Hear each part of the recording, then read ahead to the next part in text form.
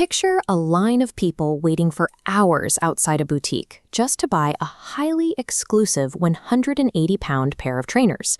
Then, imagine walking right past a pile of 15-pound basic shoes at a local discount store. The obvious question is, what actually creates that massive gap in the cost? At its core, price is simply what you have to hand over to get what you want.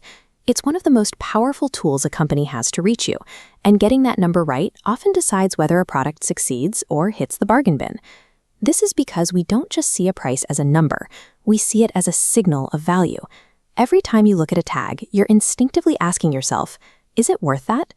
This balancing scale shows the 6 key factors a business must weigh before they ever put a sticker on a box. They have to balance the cost of making the shoe and the profit they need against things like the quality of the materials and the brand's image. They also look at what their rivals are charging, and most importantly, what you are actually willing to pay. High production costs or a fancy luxury image will tip the scale upward, forcing a higher price. But if there's a lot of competition or if customers are on a tight budget, the scale moves back down.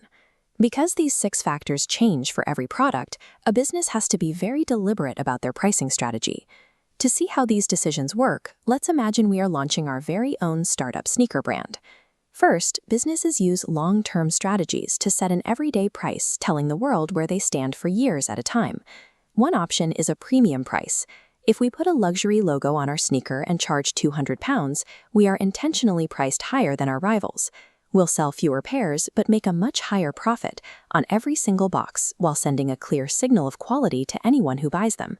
Or we could try a competitive price.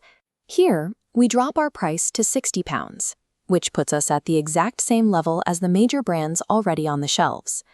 When we charge the same as everyone else, we can't rely on being the cheapest option. We have to win you over with other things, like having a more convenient store or offering better customer service after you buy.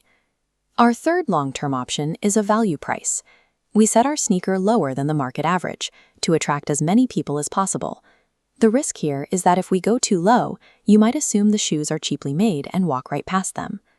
This long-term choice becomes our brand's identity. It's how we tell you whether we are a luxury treat or a budget-friendly staple. But prices aren't always set in stone. Businesses also use short-term strategies, temporary moves designed to create hype, break into a new market, or react to what's happening in the world. This chart shows launch pricing.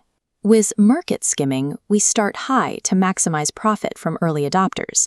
Once sales slow, we lower the price. Conversely, penetration pricing starts much lower than rivals to grab market share before gradually raising the price to normal. These 2 launch tactics work in opposite ways.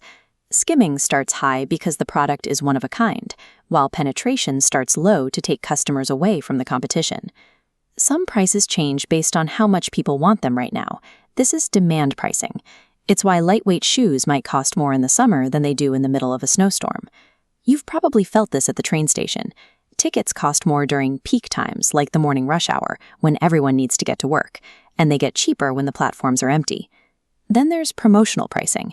This is a short-term drop used to get people talking, or to clear out old styles so there's room for new ones. You see this every November during Black Friday. Shops offer massive temporary discounts to encourage a shopping frenzy, helping them move a huge amount of stock in just a few days. Finally, there is destroyer pricing. This is when a giant company sets its prices so low they actually lose money. They do this specifically to force smaller rivals out of business because the little guys can't afford to match the low price. It's an aggressive move that is actually illegal in the UK.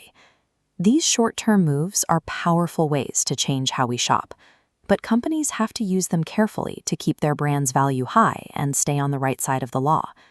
Whether we are talking about our startup sneakers or the milk in your fridge, these same rules are always at play. Every price you see is the result of a deliberate, calculated business decision. It starts with that long-term choice. Is this brand aiming for a premium, competitive, or value identity? Then they layer on the short-term moves, from skimming early adopters to running a quick promotion to clear the shelves. The next time you look at a price tag, remember that the number you see is a tool designed to match your needs and your budget while keeping the company profitable. Take a second look at that sticker. you might just spot the strategy behind it.